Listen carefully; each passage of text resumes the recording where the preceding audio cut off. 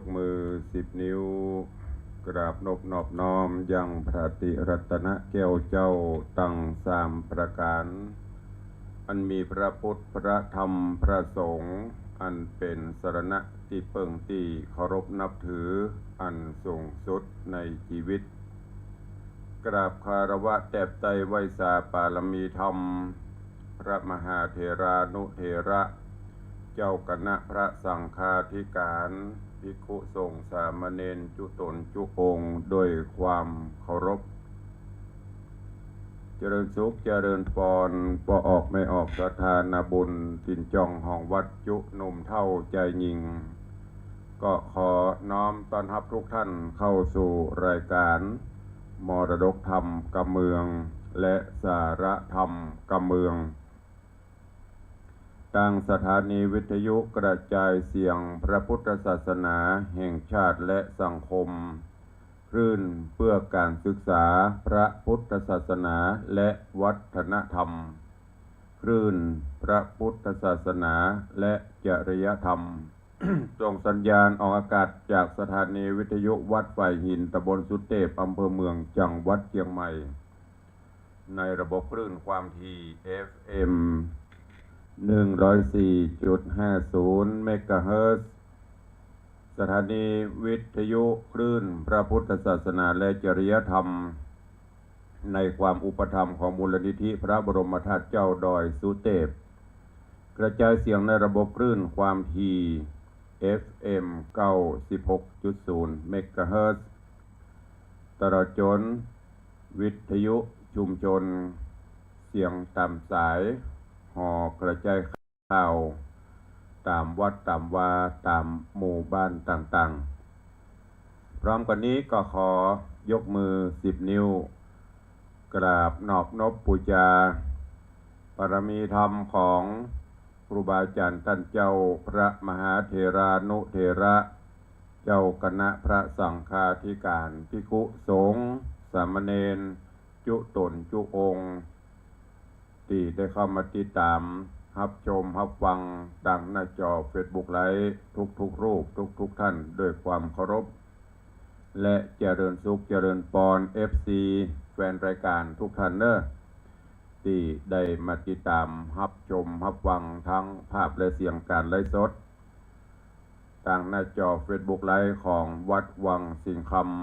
ำทางหน้าจอ Facebook ไลฟ์ของธรรมะคลายเครียดFacebook ไลฟ์ของวัดไฟหิน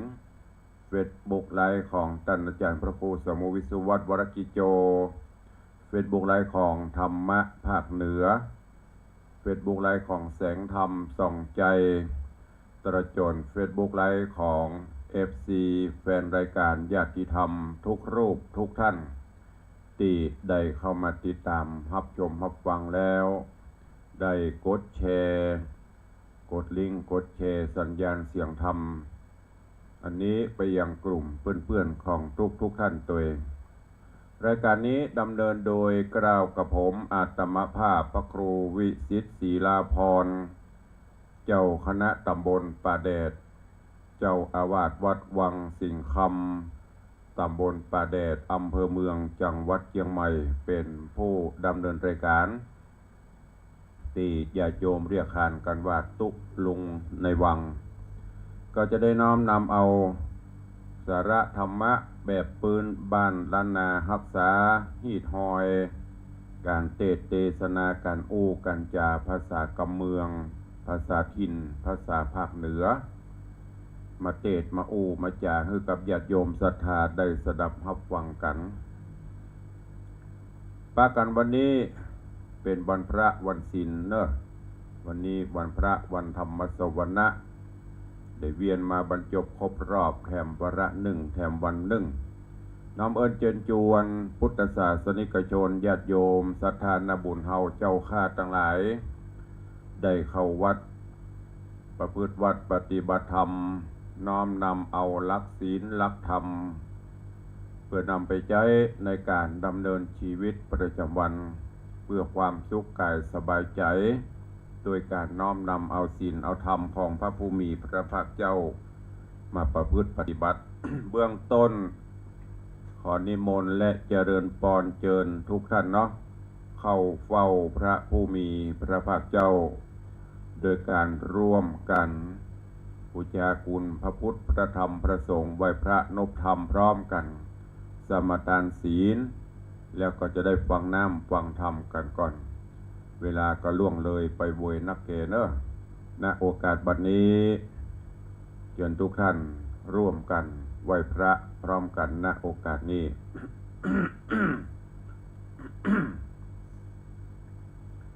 อิมินาสการเรนะพุทธังอภิปูชยามะอิมินาสการเรนะธัมมังอภิปูชยามะอิมินาสการเรนะสังฆังอภิปูชยามะอะระหังสัมมาสัมพุทโธภควาพุทธังภควันตังอภิวาเทมิสวากขาโตภควตาธัมโมธัมมังนะมัสสามิสุปฏิปันโนภควโตสาวกสังโฆสังฆังนะมามิ หันธมยังพุทธัสสะภควโตบุพภาคณมกาลังกะโรมะเสนะโมตัสสะภะคะวะโตอะระหะโตสัมมาสัมพุทธัสสะนะโมตัสสะภะคะวะโตอะระหะโตสัมมาสัมพุทธัสสะนะโมตัสสะภะคะวะโตอะระหะโตสัมมาสัมพุทธัสสะอิติปิโสภะคะวะอะระหังสัมมาสัมพุทโธวิชชาจรณะสัมปันโนสุขโตโลกวิทูอนุตตโรปุริสะธัมมัสสารถิสัทธาเทวมนุษสานังพุทโธภควาติสวากขาโตภควตาธัมโมสันทิฏฐิโกอากาลิโกเอหิปัสสิโกโอปนะยิโกปัจจตังเวทิตปโปวินยูหิติสุปฏิปันโนภควโตสาวกสังโฆอุชุปฏิปันโนภควโตสาวกสังโฆญาญะปฏิปันโนภควโตสาวกสังโฆสามีจิปฏิปันโนภควโตสาวกสังโฆยะทิทางจัตตาริปุริสายุคานิอัฏฐาปุริสาปุคลาเอสะภควโตสาวกสังโฆอาหุนยโยปาหุนยโยทักขินยโยอัญจลิกาลนิโยอนุตตรังปุญญเขตังโลกัสสติ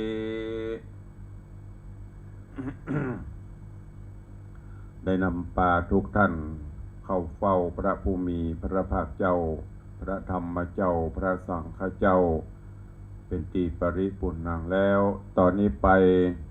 เชิญชวนพุทธศาสนิกชนทุกท่านกลั่นจิตกลั่นใจให้ใสสะอาด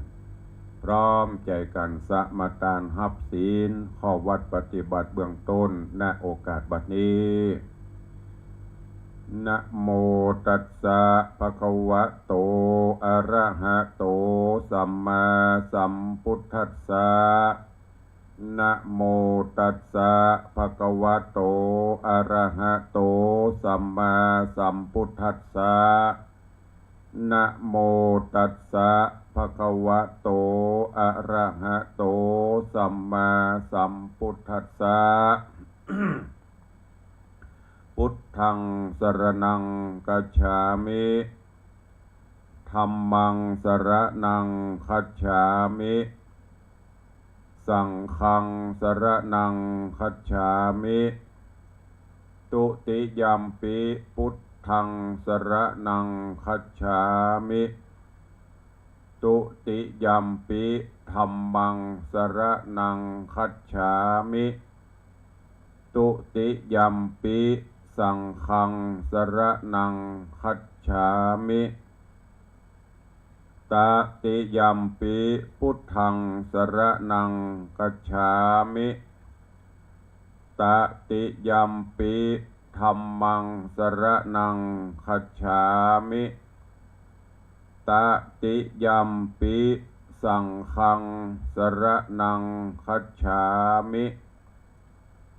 ปานาติปาตาเวระมณีสิกขาปะตังสมาติยามิอะตินนาตานาเวระมณีสิกขาปะตังสมาติยามิกาเมสุมิจฉาจาราเวระมณีสิกขาปะตังสมาติยามิมุสาวาตาเวระมณีสิกขาปะตังสมาติยามิสุราเมรยะมัชฌปมาตฐานาเวระมณีสิกขาปะตังสมาติยามิอิมานิปัญจสิกขาปตานิสีเลนะสุขติงยันติสีเลนะโภคสัมปตาสีเลนะนิพพุติงยันติตัสสมาสีลังวิโสทะเย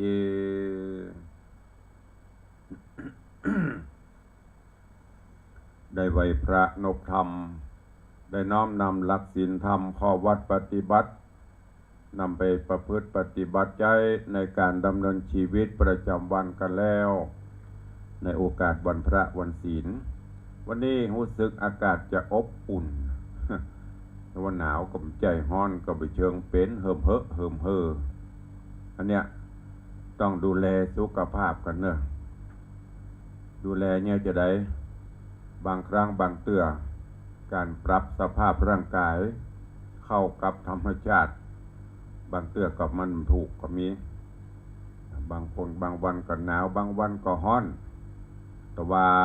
ก็ตอนเย็นตอนค่ำจะฮ้อนเมื่อคืนตะคืนก็ฮ้อน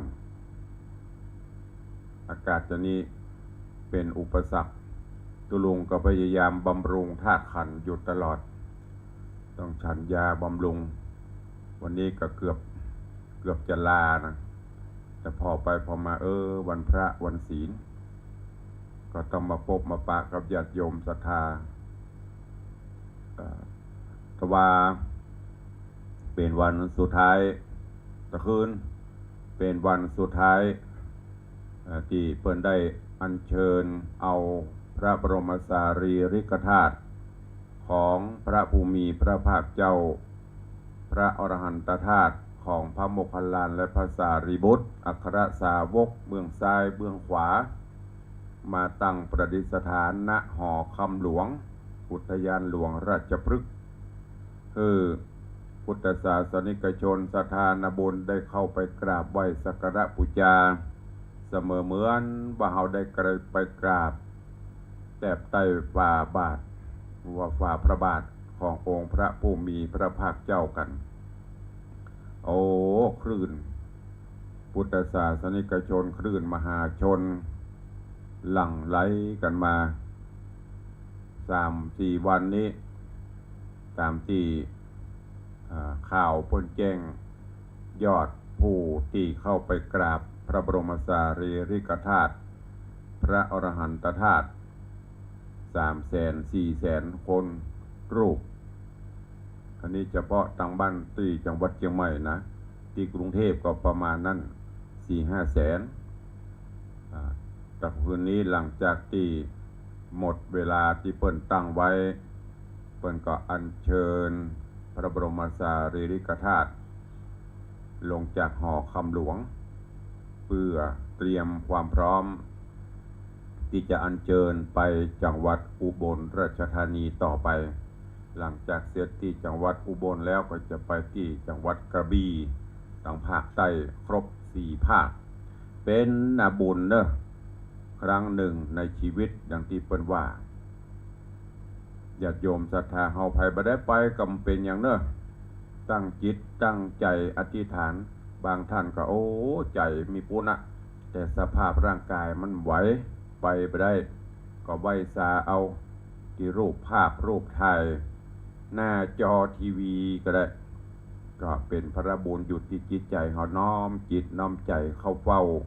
พระผู้มีพระภาคเจ้าส่วนท่านที่ได้ไปแล้ว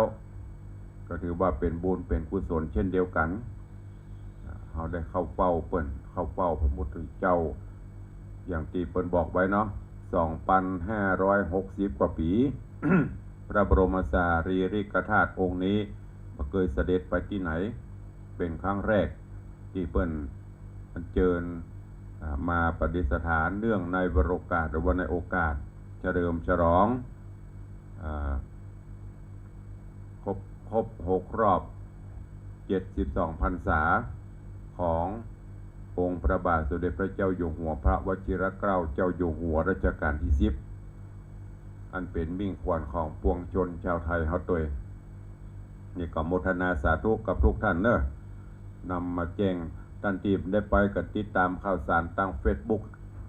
ทางทีวีทาง FC หรือว่าทางญาติธรรมเพื่อถึงเอามาลงกันแต่เราจนตั้งข่าวคนก็ลงเนอะก็นำเนียนแจ้งให้ทุกท่านตัวเวลามันบวยวันนี้จะเทศทำความจริงทำเป็นเรื่องก็จบไปแล้วเนอะในภาคนี้เวลาทำเรื่องกรรมพระมาดำอวสานจบไปเรียบร้อยวันนี้ก็คงจะเปลี่ยนทำก้อมทำผูกเดียวทำบรรยายนำมาอูมาจ๋าถ้าจะเทศกับเวลาปอละก็จะนำสารธรรมคำสอนวันนี้มาอูมาจ๋ามานำเสนอเป็นข้อคิดเตือนจิตเตือนใจให้กับญาติโยมสาธุชนทั้งหลายการฟังเทศน์ฟังธรรมบ่ว่าจะเป็นธรรมะบรรยายบ่ว่าจะเป็นปาฐกถาหรือเป็นธรรมแบบทำข้าวอย่างที่ตุลุงเทศน์เนี่ยเขาทำข้าว ทำเรื่องทำมหาจาร์ล้วนแล้วแต่เป็นหลักธรรมเป็นพระธรรมคำสอนขององค์พระภูมิพระภาคเจ้าทั้งนั้นโดยเฉพาะถ้าเป็นทำข้าวทำเรื่องต่างนักปราชญ์ราชบัณฑิตครูบาอาจารย์ในล้านนาเฮานี่เพิ่นจะเอามาตกแต่งแกะก้อนไก่แล้วก็แบ่งเป็นผูกเป็นกั๊บนำมาเทศน์ให้ญาติโยมทั้งหลายถ้าเฮาตั้งจิตตั้งใจฟังแล้วเฮาก็เก็บเอาไปคิดพิจารณาผลประโยชน์หรือว่าบุญกุศลก็จะเกิดขึ้นที่เพิ่นบอกว่าสุดสู่สังละพะเตปัญญังการฟังเทศน์ฟังธรรมวันนี้จะเกิดปัญญา ปัญญาเปรียบประดุจจะดังอาวุธมีทุกอย่างพร้อมแต่ถ้าขาดปัญญาอันนี้ก็ไม่สามารถจะนำปลาตัวเก่าหัดไปถึงฝั่งได้อาจจะล้มลุกคลุกคลานกลางตังแต่ถ้าเรามีปัญญามีสติมีสัมปชัญญะเปรียบเสมือนรถญาติโยมทั้งหลายรถถ้ามันพร้อมเบรกพร้อมน้ำมันพร้อมเครื่องพร้อมมันก็ไปถึงจุดหมายปลายทางได้คนเฮาก็เช่นเดียวกันจิตใจพร้อมกายพร้อมประพฤติปฏิบัติดีปฏิบัติชอบสุดท้ายช ชีวิตเฮาความเป็นอยู่เฮาก็จะมีความสุขตลอดจนนำเอากุศลนำเอาหลักศีลหลักธรรมไปใช้นะเป็นสิ่งสำคัญถ้าเฮาบ่มีอุปกรณ์เสริมบ่มีอย่างรถถ้าขาดเบรกนะเดี๋ยวมันก็จะไปทะเลถลายลงข้างทางพ่องลงตามคูน้ำหนองบึงพ่องไปแฉลบไปต่ำไปโจรไปพ่องถ้าเบรกดีก็ปลอดภัยญาติโยมทั้งหลายในสถานการณ์บ้านเมืองเฮาหรือว่าในโลกในยุคดิจิตอลโลกในยุคของในยุคของยกโลกทั้งใบมาอยู่ที่ปลายนิ้วการสื่อสารก็ดีการติดต่อ ซื้อขายประสานงานอย่างต่างๆประเดี๋ยวนี้เปิ้นใจในต่างสื่อสารกันต่างเฟซต่างไลน์ต่างระบบการสื่อสารมันดีขึ้นสังเกตพอร้านหนังสือก็ปิดตัวลง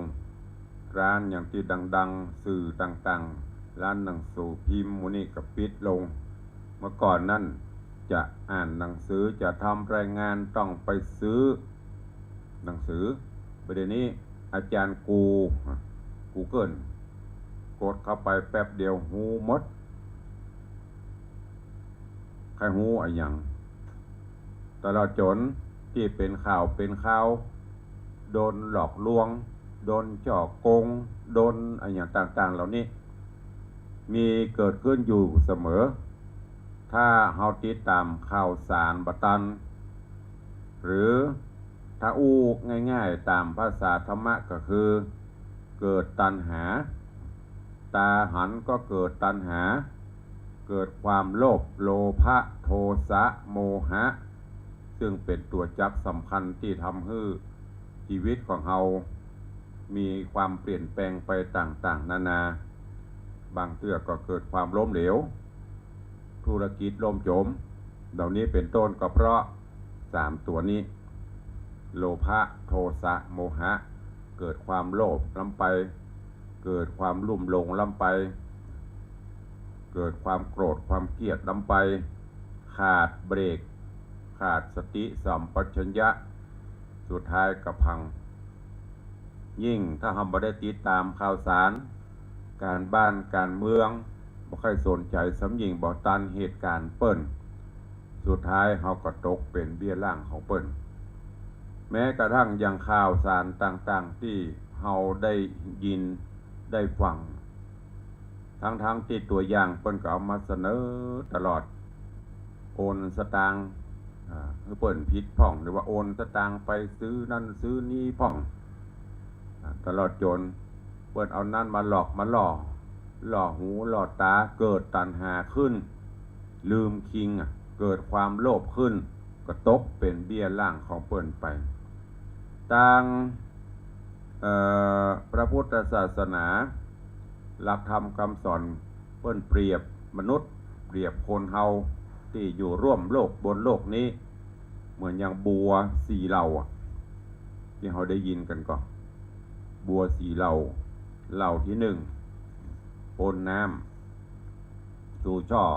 เบ่งบานสะพรั่งก็เปรียบเสมือนคนเฮาเนี่ยได้รับทราบข่าวสารที่เปิ้นเตือนหรือได้รับคำสอนที่ดีๆน้อมนำมาสู่ชีวิตเอามาแก้เอามาไขเอามาประพฤติปฏิบัติไปทดลองผิดถูกไปแก้ไขความบกพร่องไปสุดท้ายชีวิตก็ประสบความสำเร็จได้ยินคำเปิ้นอูเปิ้นจาอย่างมากกับมาพินิจพิเคราะห์พิจารณาอันเนี้ยอันดอกที่2ก็กำลังอยู่เสมอน้ำแล้วก็จะโป้นน้ำถ้าโป้นขึ้นมาได้รับแสงสว่างจากตะวันจากเดือนจากอย่างต่างๆก็จะชูช่อเบ่งบานขึ้นอันนี้ก็เช่นเดียวกันเปรียบเสมือนคนเฮาฟังบ่อยๆเข้าปฏิบัติ บ่อยๆเข้าพินิจพิเคราะห์พิจารณาไปเดี๋ยวปัญญามันก็จะเกิดขึ้นจากที่จะตกเป็นเบี้ยล่างของเปิ้นก็มันตกละเพราะเฮาหูตันเหตุการณ์ก็เหมือนอย่างที่ฟังไปพอข่าวสารติดตามข่าวสารบ้านเมืองแม้กระทั่งหลักธรรมคำสอนฟังไปก็จะเกิดความหูเกิดปัญญาดอกเหล่าที่3อันนี้ยังอยู่ในปืนน้ำประโยคแต่ก็กำลังส่งก้านส่งดอกขึ้นมาเรื่อยๆแต่ต้องใช้เวลาหน่อยพอป่นน้ำขึ้นมาได้รับแสงเดือนแสงตะวันก็จะเบ่งบานชูช่อขึ้นแถมแต่ใช้เวลาหน่อยอันนี้ก็เหมือนอย่างบางท่านบ่ค่อยมีเวลาได้ฟังข่าวสารการบ้านการเมืองแต่มีก็ได้ฟังอยู่แต่มันบ่ปฏิปต่อแต่ถ้าฟังไปตลอดจนศีลก่อนทำหรือประพฤติวัดปฏิบัติธรรมมีโอกาสก็ทำไปปฏิบัติไปผู้จ่าเปิ้นแนะเปิ้นนำเปิ้นแนะนำดีๆก็เอามาคิดพิจารณาไปที่สำคัญก็ปรับปรุงตัวเก่าตัวเองไปสุดท้ายก็รอดพ้นปากยี่หกปากกาไปชีวิตก็จะมีความสดชื่นขึ้นมาแต่เราสุดท้ายเราที่4ปุ่นแก่อยู่เปิ้นขี้เปอะขี้โตมปุ่นไปปิกไปฟื้นไปปื้นจะได้ก็ถึงโยหัวตึมปกงกตึมบ่ขึ้นมาละเนี่ยเพราะว่าเป็นดอกบัวเหล่าที่4สุดท้ายเป็นอาหารเต่าอาหารปลาอาหารสัตว์เป็นปุ๋ยไปก็เหมือนอย่างคนเฮาเนี่ยเปิ้นเปิ้นจาเปิ้นจวนไปสร้างกุศลคุณงามความดีไหนมันไปอ้างหันอ้างนี่มีเวลาผ่องเมากะโลภะความโล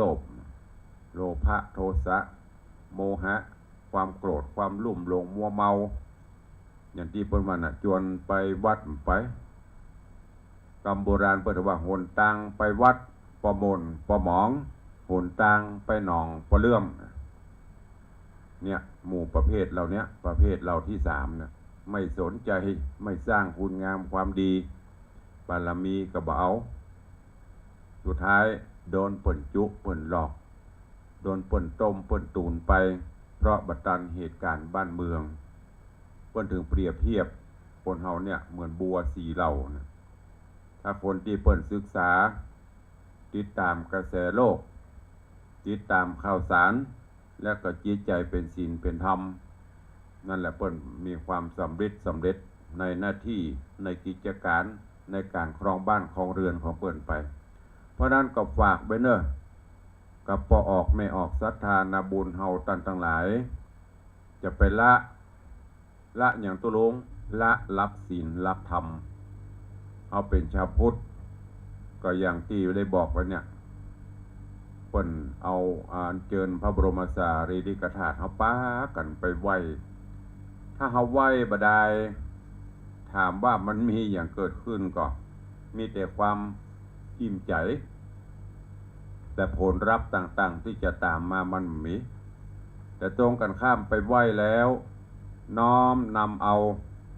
หลักศีลหลักธรรมที่พระองค์ท่านได้ทรงประทานหรือว่าได้นำมาเผยแพร่ชี้แจงชี้นำต่างผิดชอบชั่วดีนำไปคิดพิจารณาและเอาไปปฏิบัติอย่างที่ตุลุงตลอดจนครูบาอาจารย์ได้เน้นอยู่เสมอบรรนักบรรณาศีล5ข้อบ่เกิดความโลภความหลงอย่างปลดปลงปล่อยวางปฏิบัติไปตามศีลอันนั้นแหละถึงจะมีความสุขไม่ใช่ปากันปักปังหลังไหลกันไปไหว้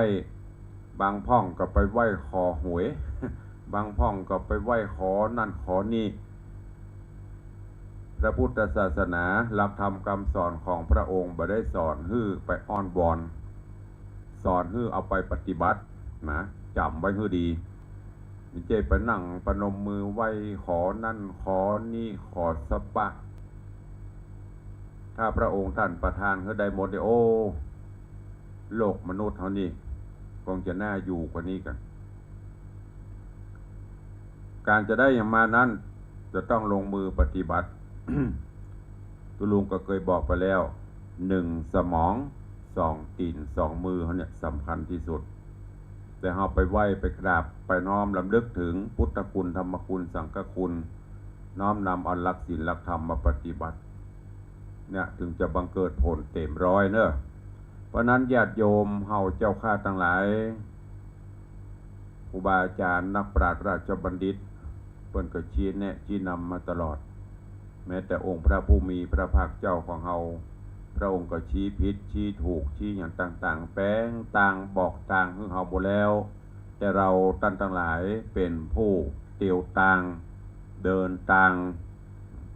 ไม่ให้กระทั่งยกตัวอย่างที่เขาจะไปไหว้ไปสาพระบรมสารีริกธาตุ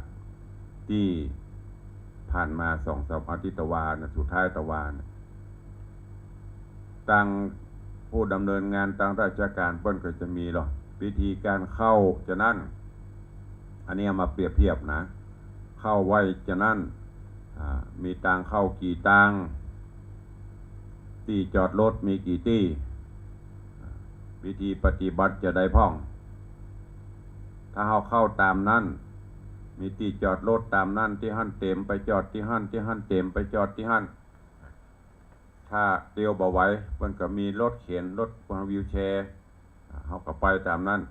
สุดท้ายถึงจุดหมายปลายทางก็ได้ไหวได้สาธุทุกรูปทุกท่านถ้าเรามาเปรียบกับหลักธรรมคำสอนหรอก็เหมือนเดียวกันเพิ่นจะบอกว่าศีล5 ข้อมีอย่างพ่องปฏิบัติผิดแล้วเป็นจะได้ปฏิบัติถูกต้องเป็นจะได้การที่เฮาเมาหลง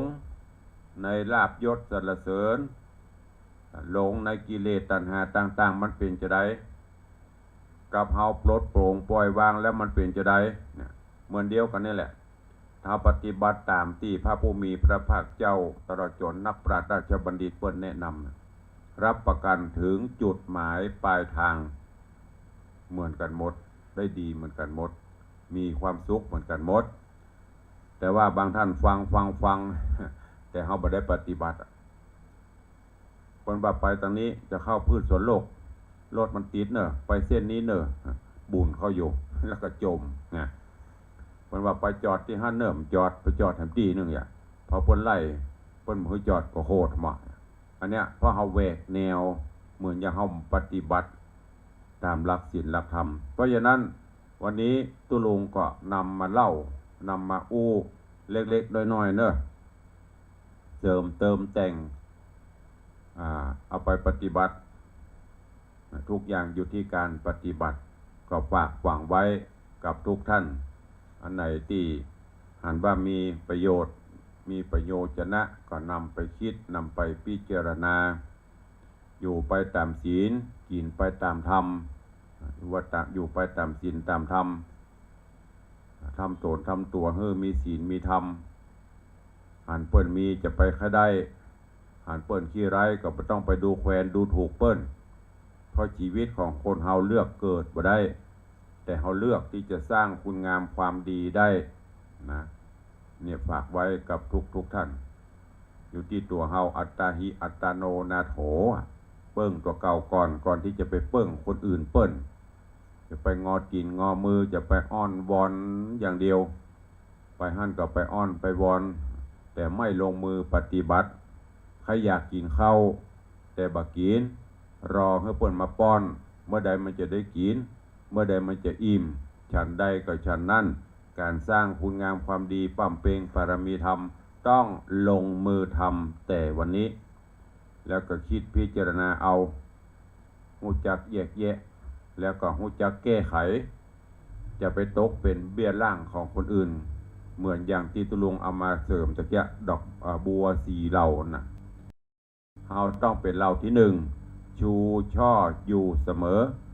รู้ทันเหตุการณ์โลกอยู่เสมอก็จะทำให้เราอยู่บนโลกใบนี้ ด้วยความสำเร็จด้วยความสุขนะฝากไว้กับทุกท่านตัวก็เหลือเวลาแถมน้อยจะหมดนะขออนุญาตประชาสัมพันธ์ข่าวสารกับญาติโยมศรัทธาเนอะ วันนี้ตุลุงก็มีภารกิจศาสนกิจแต่ว่าก็มีนะญาติโยมเพิ่นไปไหว้พระบรมสารีริกธาตุเสร็จก็มาแวะที่วัดนี่ก็หลายคณะอยู่บางคณะก็เจอบางคณะก็ไปเจอแต่ว่ามีศาสนกิจที่ช่วงค่ำๆทักษิณาที่วัดเมืองสาดน้อยนี่เพิ่นก็จะมีงานปล่อยหลวงเนอะวันนี้มีพิธีหยาดน้ำหมายตาลก่อนแล้วก็จะมีขวดตาลบ้านเขาละที่วัดเมืองสาดน้อยตำบลหนองหอยอำเภอเมืองเชียงใหม่มีงานปล่อยหลวงเฉลิมฉลองศาลาเนอะก็คงจะเริ่มตั้งแต่วันนี้เป็นต้นไปแล้วก็ภาคเมื่อคืนตะคืนก็มีงานข่าวดำก็รวดแจ้งข่าวญาติโยมศรัทธาเนอะใครที่หูจักมักคุณโยมแม่สมพรกุยคำหรือว่าปีพรแม่พรกุยคำศรัทธาวัดป่าเป้านอกได้เสียชีวิตลงและอายุได้79 ปีตั้งศพบำเพ็ญกุศลที่วัดป่าเป้าจะไปจนถึงวันที่11เปิดอุทิศร่างเป็นอาจารย์ใหญ่ก็เป็นคนเฒ่าคนแก่ที่อยู่กับวัดป่าวาดูแลพระเจ้าพระสงฆ์สักผ้าสักครัว7 หั่น 7นี่ทำวัดนะแต่คืนตุลุงก็ไปเทศน์โปรดเพิ่นละวันนี้ภาคเมืองไงก็จะมีงานทำบุญฉลองพัดยศพระฐานานุกรมพระสมุทวัชชัยพระครูสมุทวัชชัยกิติสาโรรองเจ้าอาวาสวัดจิมพีวันต้นงิ้ว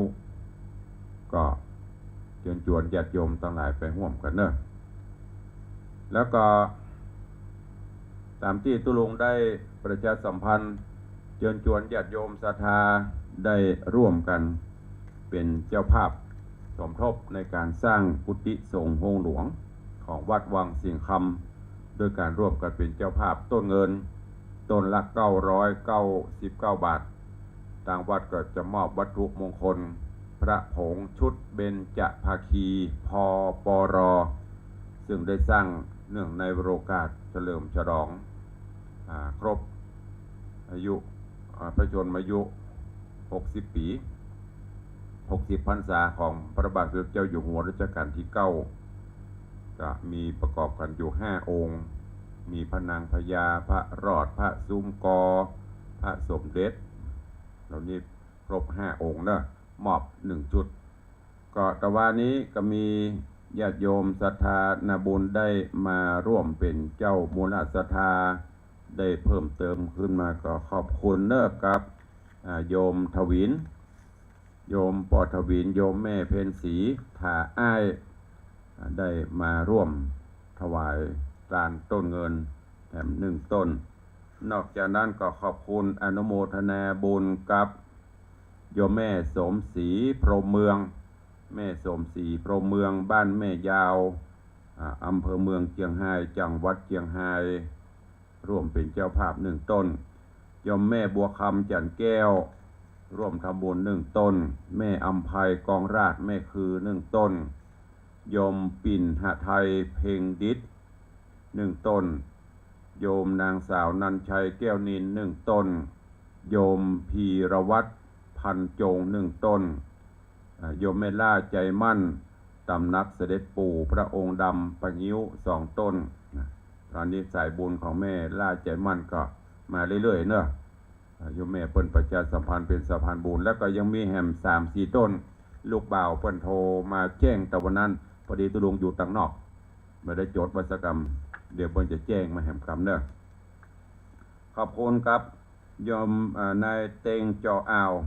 นางเมจันตา1 ต้นโยมสมพรรัตนังหรือว่าโยมพี่ชิชบาประเมือดสันทราย1 ต้นโยมสุพณีกันทิยะคุณโยมทันชนกเมืองมาร้านจิระดีไซน์พม่านป่าเป้านอก1 ต้นแม่จินดาบ่อสร้าง1 ต้น พ่อเฒ่าพงแม่เฒ่าบัวเงินบุญชัย1 ต้นอันนี้ต่อเติมจากหนที่แล้วเนอะขอบคุณอนุโมทนาตัวเองเดี๋ยววันต่อไปตุลุงก็จะได้ประกาศประชาสัมพันธ์คือตั้งแต่ต้นมหกรรมแล้วก็นอกจากนั้นก็ขอบคุณอนุโมทนาบุญกับญาติโยมที่ได้จับจองแจ้งความจำนงเป็นเจ้าภาพถวายทานไม้กำสลีกำโจกจตาเสริมปรมีธรรมในโอกาสมหาสงกรานต์ปีใหม่เนอะก็มีเจ้ามูลศรัทธาแจ้งกันเข้ามาเรื่อยๆตอนนี้ก็10 กว่าเล่มไม้กำใหญ่กำหลวงประดับประดาตกแต่งกำเสริมบารมีธรรมปีใหม่ตามคติความเชื่อตามประเพณีที่ได้ปฏิบัติกันมาไม้กำหลวงเล่มละ500 บาทเนอะญาติโยมศรัทธาที่เคยเป็นเจ้าภาพจะบูชาก็แจ้งความจำนงเข้ามาตอนนี้ก็มีโยมแม่ถนอมศรีด้วงอิน1 เล่มนางสาวถาวลีด้วงศรี1 เล่มโยมปอมามอนศรีบ้านร่องบอนเหนือ1 เล่มโยมปี้อัญชลีคำกิติพร้อมครอบครัวบ้านเมือง5 ดอยสะเก็ด1 เล่มโยมแม่ศรีสังวานพุทธจันทร์หรือยายเพลินเพื่อนเกษตร1 เล่มโยมป่อวิชัยแม่สุพัฒน์นายประพันธ์เอี่ยมเจริญนายธนสรธรรมปัญโย1 เล่มแม่ตาทองยาวรรณศรีพร้อมครอบครัวมีบ้านต้นโจกหนองตองห่างดงนี่นะวันนั้นเพิ่นไปไหว้พระธาตุแล้วก็มาแวะร่วมเป็นเจ้าภาพแถม1 เล่มแล้วก็มีผู้บริจาคร่วมสมทบก็มี โยมแม่สมพรพันทองโยมแม่รำจวนพันทองแม่ทัศนีอินโตโยมเหมือนฝันพันทองพ่อลูนอินทนันโยมนุชโยมยุพินก้อนแก้วนี่รวมกันละ6 ท่านแถม1 เล่ม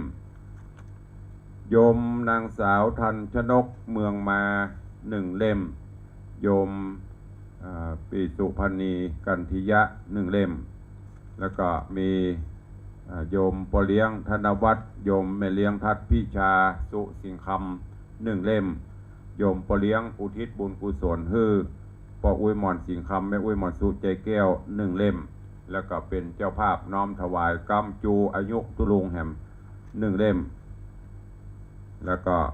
มีโยมประจิตโยมศรีพรทนายสุธีทองทิพย์1 เล่มอันนี้เป็นเจ้าภาพเจ้าศรัทธาปุจจาไม้กำไม้สลีปีใหม่เมืองเนอะของภัยตกโลนก็เมตตาได้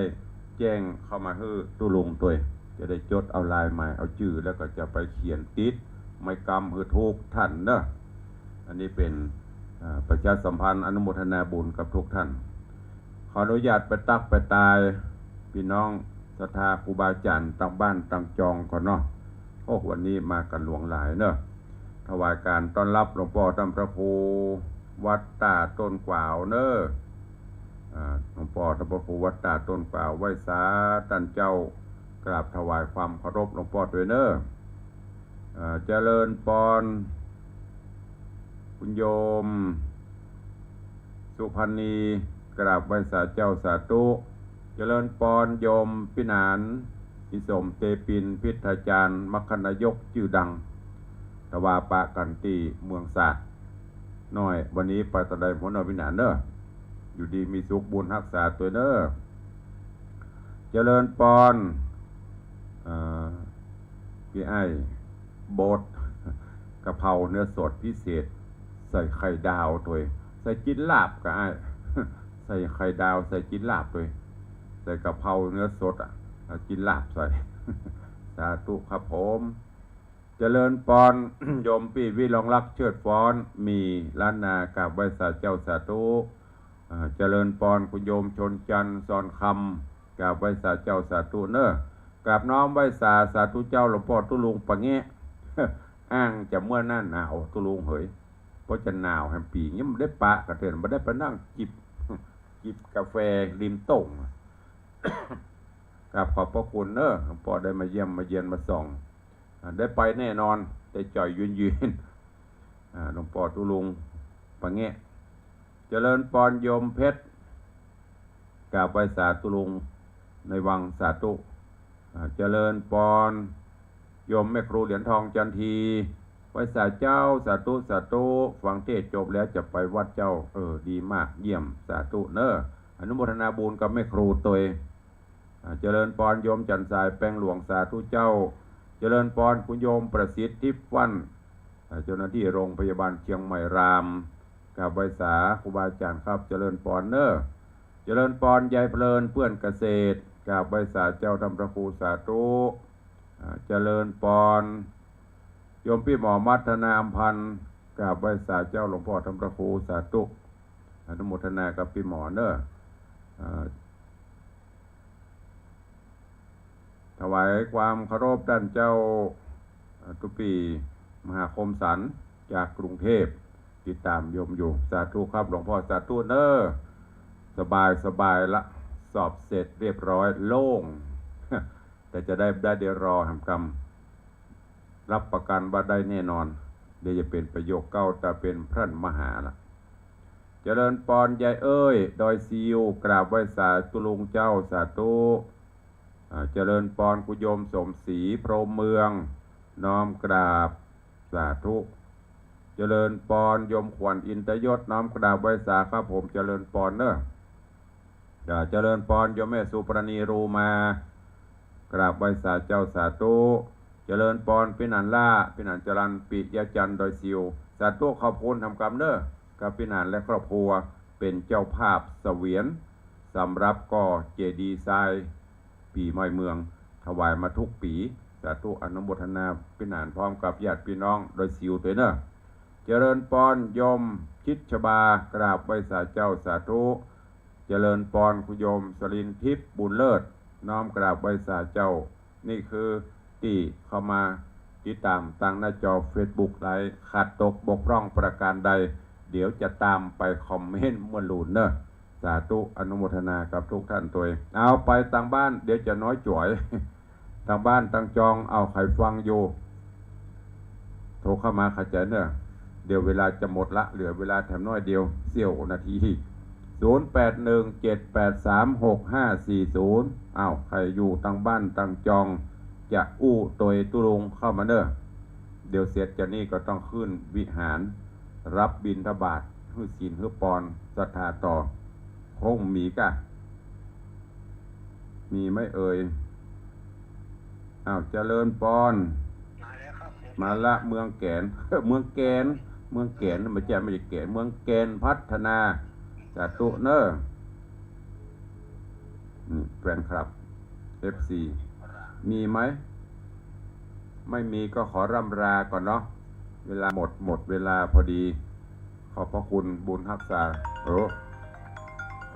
มาแล้วก็อู้กันเฮียเจริญปอน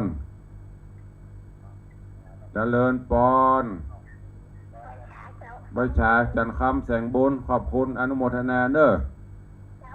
รายงานตัวเรียบร้อยขอบคุณบุญรักษาเอาละเวลาหมดเวลานำรายการจากทุกรูปทุกท่านไปก่อนเนอะปะกันใหม่ในวันต่อไปก็ขอความสุขสวัสดีจุงบังเกิดมีกับครูบาอาจารย์ท่านเจ้าพอออกไม่ออกสถานบนทุกท่านเนอะอยู่ดีมีสุขเหมือนกันจุตนจุองค์จัตตาโรธรรมาวัฏันติอายุวันโนสุขังพะลัง